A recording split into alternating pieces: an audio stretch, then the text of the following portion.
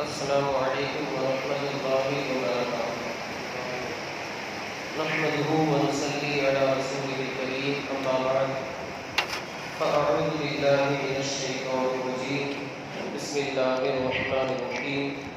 ان اللہ وملائکته یصلون علی النبی یا ایھا الذین آمنوا صلوا علیہ وسلموا تسلیما۔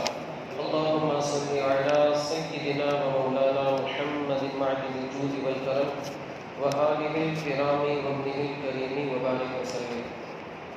عزیزان ملت اسلامیہ، آج کی ایک حدیث پاک میں نے ٹاپک بھی واٹس ایپ کے اوپر اسٹیٹس کی شکل میں رکھ دیا تھا کہ جہنم میں عورتوں کی اکثریت کیوں، یعنی جہنم میں عورتوں کی تعداد زیادہ ہے، اس کی وجہ، اس کا ریزن، اس کا سبب کیا ہے؟ وہ حدیث پاک آپ سماعت فرمائے، بخاری اور مسلم دونوں کے متفق علیہ حدیث پاک حضرت ابو سعید خدری سے روایت فرماتے، خرج رسول اللہ صلی اللہ علیہ وسلم فی اضحیٰ او فطر فمر علی النساء فقال یا معشر النساء تصدقن فإنی أریدهن اکثر اہل النار فقلنا وبما یا رسول اللہ علیہ الصلاۃ والتسلیم قال تکثرن اللعن وتکفرن العشیرہ ما رأيت من ناقصات عقل ودين أذهب لب الرجل العاقل الحازم من إحداكن قلنا وما نقصان ديننا وعقلنا يا رسول الله قال أليس شهادة المرأة مثل شهادة الرجل قلنا بلى قال فذلك من نقصان عقلها قال أليس إذا حاضت لم تصلي ولم تصم قلنا بلى قال فذلك من نقصان دينها۔ سمجھ تو پڑی گئی ہوگی شاید۔ حدیث پاک ہے، اللہ کے رسول صلی اللہ علیہ وآلہ وسلم ارشاد فرماتے ہیں، حضرت ابو سعید خدری کا بیان ہے کہ نماز عید کے لیے، یعنی عید اضحیٰ یا عید الفطر، ان دونوں میں سے کوئی ایک عید تھی، عید گاہ تشریف لے گئے، نماز آپ نے پڑھائی، پھر اس کے بعد آپ جہاں پر عورتوں کی صفیں لگتی تھی، عہد رسالت میں عورتوں کی بھی مردوں کے ساتھ صفیں لگتی تھی، بعد میں فتنے کی وجہ سے حضرت عمر فاروق اعظم نے منع فرمایا۔ تو اللہ کے رسول صلی اللہ علیہ وآلہ وسلم عورتوں کے پاس سے گزرے، آپ نے خطبہ دیا اور ارشاد فرمایا، یا معاشر الناس، اے عورتوں، اے خواتین، کثرت کے ساتھ صدقہ کرو، خیرات کرو، راہ خدا میں خرچ کرو، فإنی أُرِیدُکُنَّ أَکثر أَہْلِ النَّارِ، اس لیے کہ میں نے جہنم میں عورتوں کی تعداد زیادہ دیکھی، یعنی مردوں سے زیادہ عورتوں کی تعداد۔ خواتین نے عرض کیا، رسول اللہ اس کی وجہ کیا ہے؟ وہ بیما یا رسول اللہ، اس کی وجہ کیا ہے، اس کا ریزن کیا ہے؟ فرمایا تکثرن اللعن، تم لوگ بہت زیادہ لعنت کرتی ہو، لوگوں کو لعن طعن کرتی ہو اور اپنے شوہر کی ناشکری کرتی ہو۔ میں نے، اللہ کے رسول صلی اللہ علیہ وسلم ارشاد فرماتے، میں نے ناقصات عقل یعنی کم عقل والی اور ناقصات دین عورت کو نہیں دیکھا، یعنی تم ناقصات عقل ہو اور ناقصات دین ہو، کم عقل اور دین کے معاملے میں بھی تم کمزور ہو۔ جو ایک عقل مند احتیاط کرنے والے شوہر کی عقل کو اڑا دیتی، حدیث پاک کے الفاظ میں بھی تشریح بھی کرتا ہوں، ایکسپلینیشن۔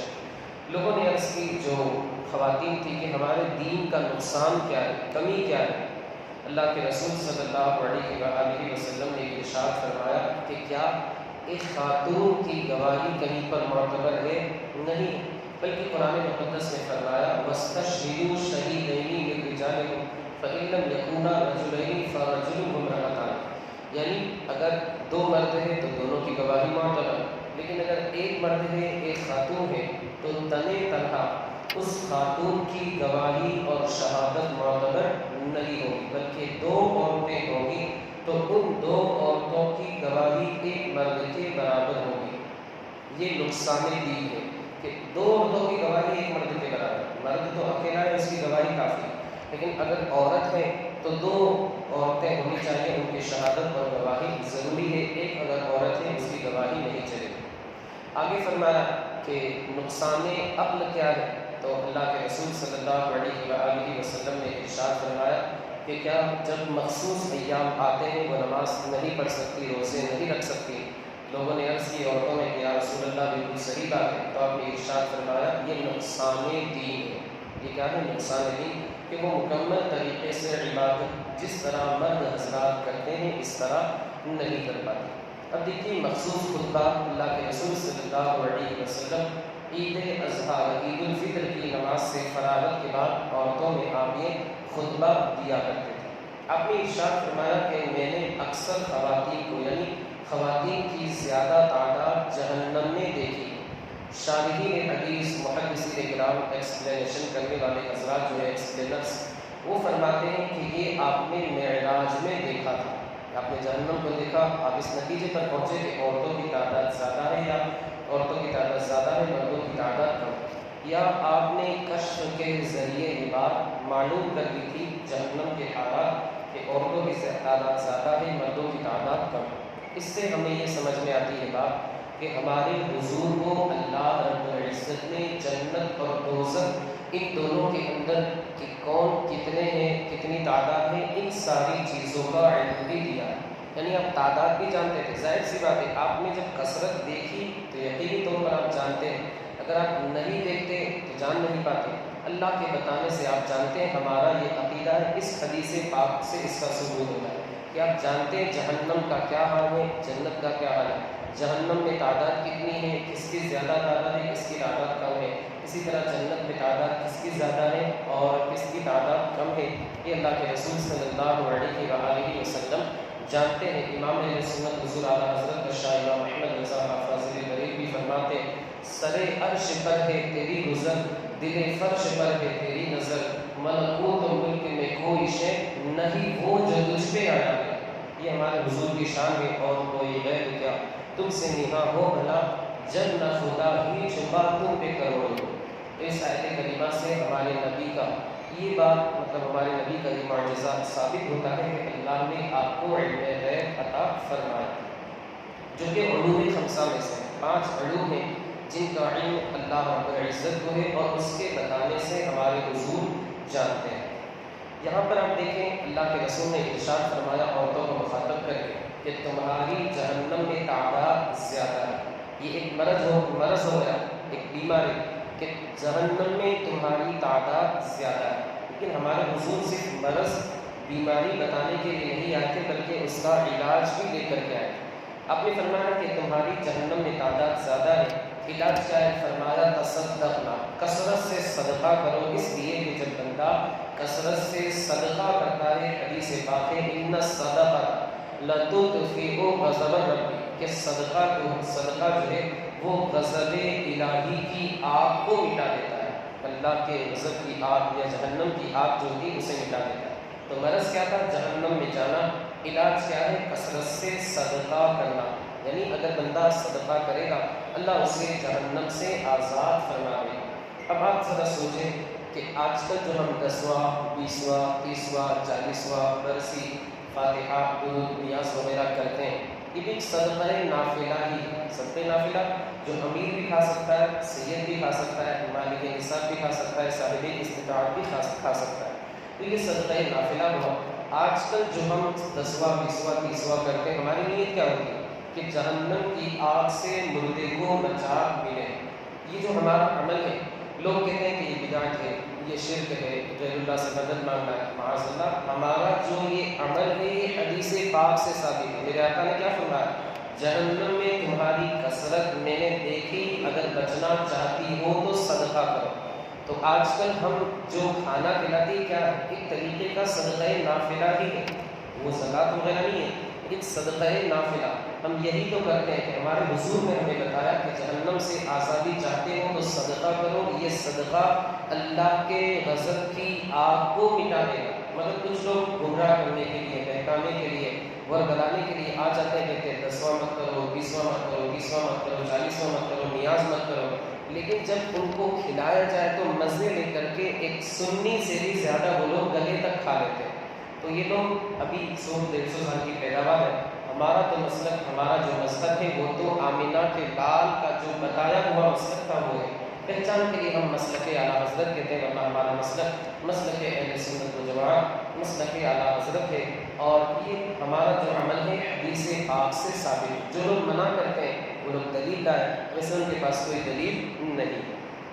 یہاں پر اللہ کے رسول نے فرمایا کہ ایک وجہ تمہاری جہنم میں زیادہ جانے کی یہ بھی ہے کہ تم لوگ لعن طعن بہت زیادہ کرتے ہیں، عورتوں کے تعلق سے خاص عورتوں کو مخاطب کرتے ہوئے ارشاد فرمایا کہ تم لوگ لعن طعن بہت زیادہ کرتے ہیں۔ ایک تو جب بہت زیادہ بچہ پریشان کرتا ہے تو اس کو کوسنا بولنا، تیرا یہ ہو تیرا وہ ہو، ماہر ہے، لیکن دماغ جب پارا جاتا ہے، توا گرم ہوتا ہے، ابھی آج کل گرمی بھی بہت زیادہ ہے، تو پھر وہ یہ نہیں دیکھتی کہ میری اولاد ہے، میرا بچہ ہے، بلکہ نہیں، جو بھی منہ میں آیا دعا کے الفاظ بھی نکل جاتے ہیں، معاذ اللہ، منع فرمایا اللہ کے حضور نے بچے کو، اولاد کو دعا دینے سے منع فرمایا۔ کیوں؟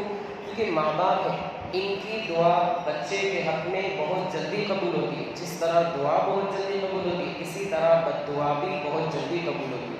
تو بچے کو بد دعا، لعن طعن وغیرہ کرنے سے ہمارے حضور نے منع فرمایا۔ اسی طرح جب کسی سے جھگڑا لڑائی ہوتی ہے تو بہت زیادہ عورتیں لعن طعن کرتی ہیں، دانت پیسنا، گالیاں دینا، اور پھر بھی مخصوص الفاظ ہوتے ہیں لعن طعن کے، اس کے ذریعے وہ لوگوں کو بہت زیادہ لعنتی، ملعون، پتہ نہیں کیا کیا قرار دیتی ہے۔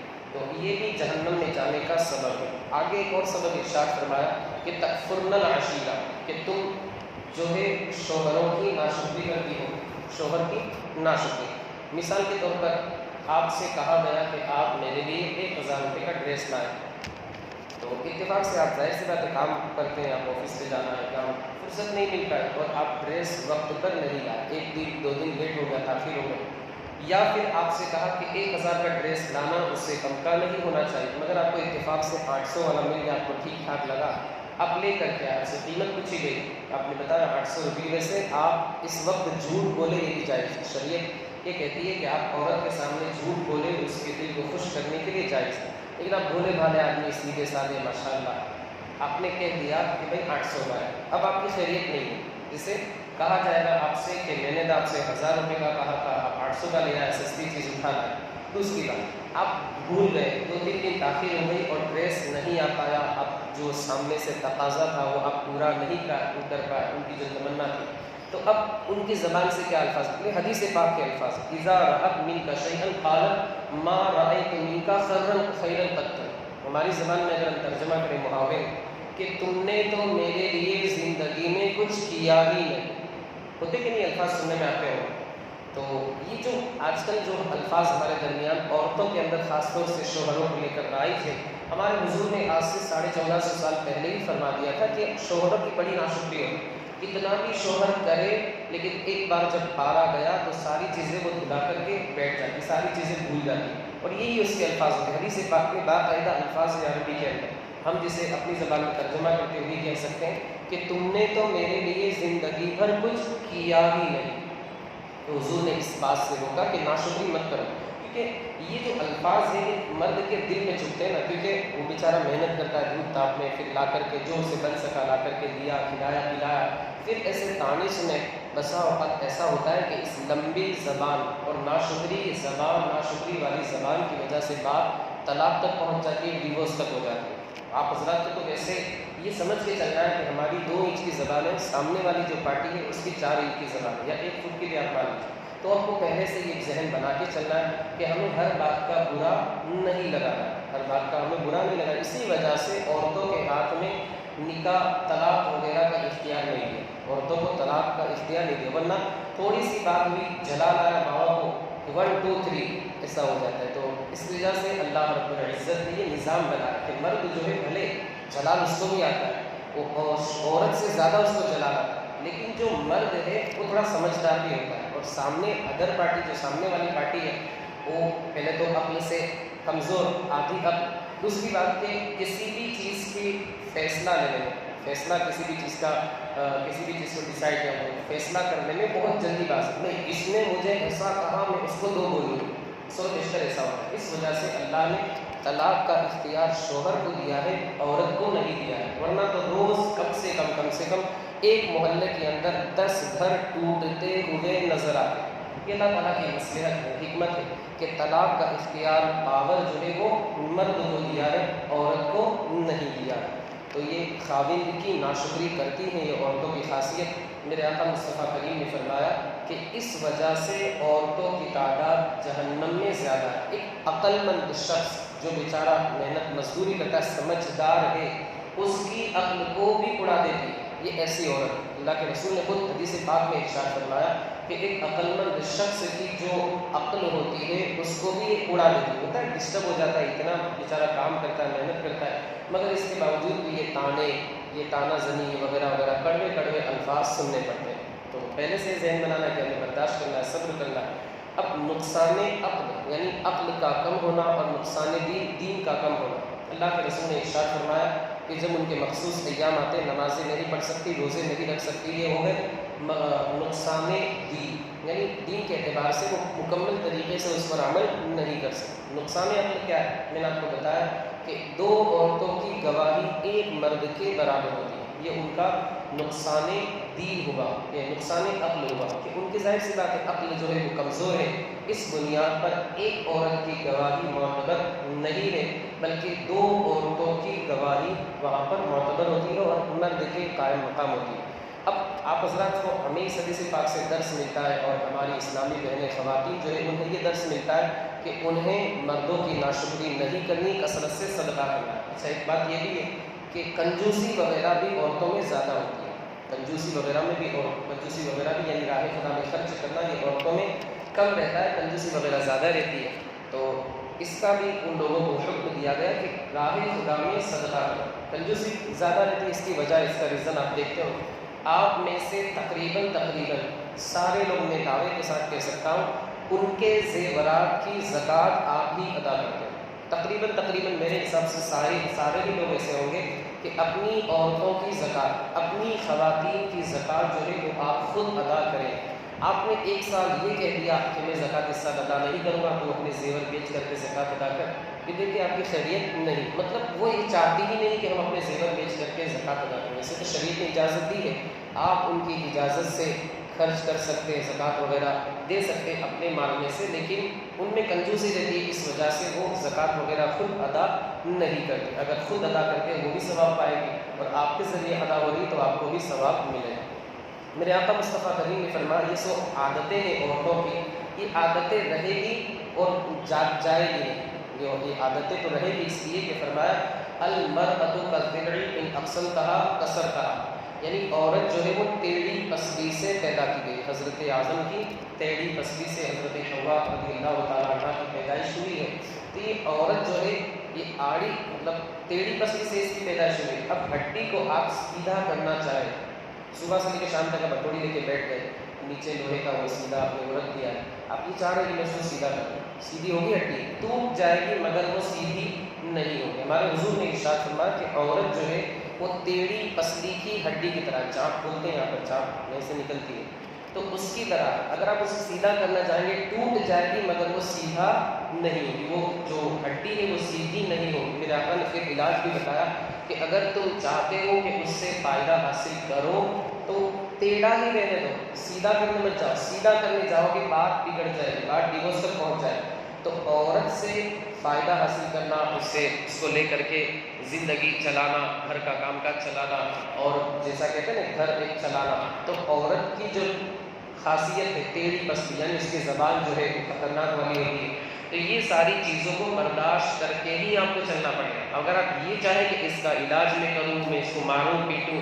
تو 1-2 دن تک زبان بند رہے گی، تیسرے دن وہی مرغی ڈبے سے باہر آ جائے گی۔ اس کا علاج یعنی مشکل ہے، الا ماشاء اللہ، میں یہ نہیں کہتا ساری عورتوں کا علاج ہے، الا ماشاء اللہ کچھ عورتیں ماشاء اللہ بہت اچھی نیک بھی رہتی ہیں، لیکن اکثر و بیشتر یہی بات ہوتی ہے۔ ہم تک جو سوالات آتے ہیں طلاق ڈیورس وغیرہ کے، تو اکثر اس میں یہی سننے میں آتا ہے کہ عورت کی زبان کی وجہ سے، عورت کی زبان 2 فٹ لمبی ہے، اس کی زبان کی درازی یعنی لمبائی کی وجہ سے ڈیورس ہو گیا، طلاق ہو گئی۔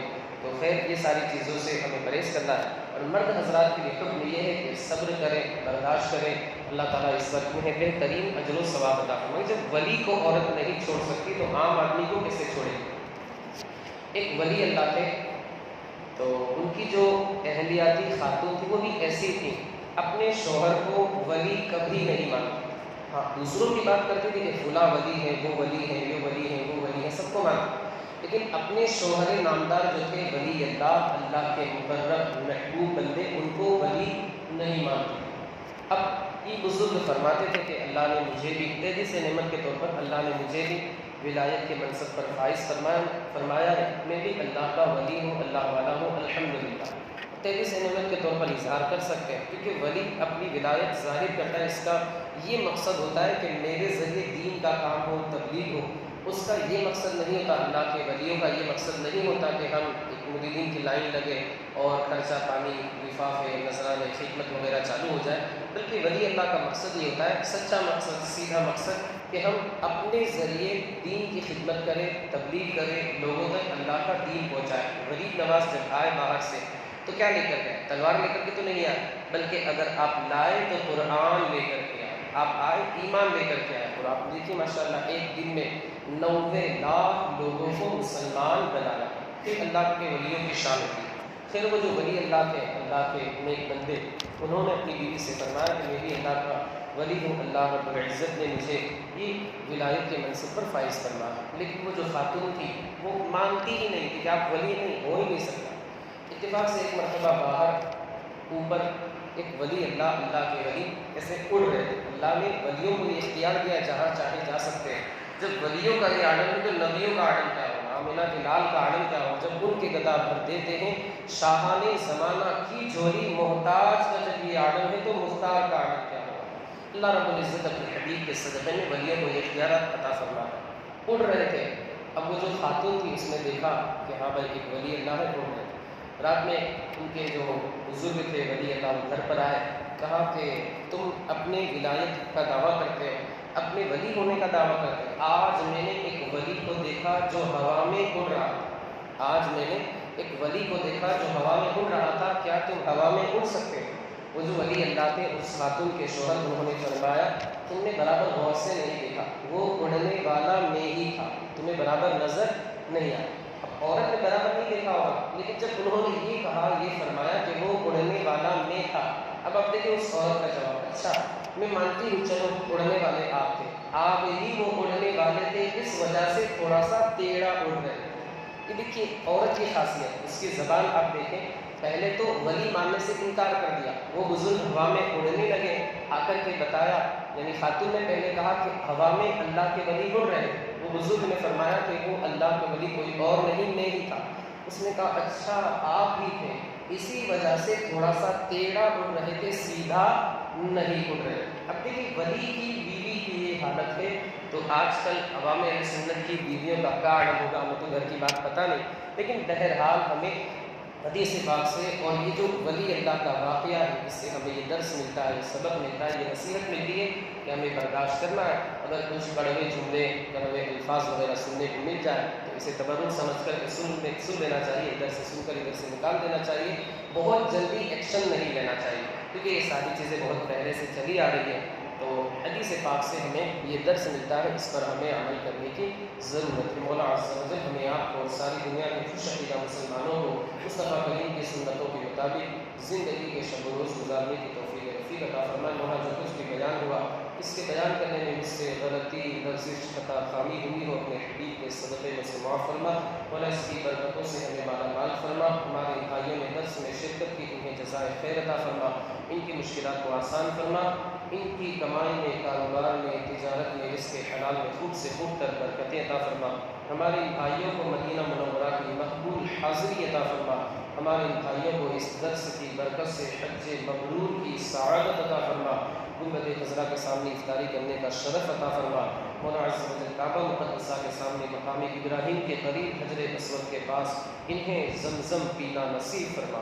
صلی اللہ تعالی علی خیر خلقہ و نور عرشہ سیدنا مولانا محمد وعلی آلہ و اصحابہ اجمعین برحمتک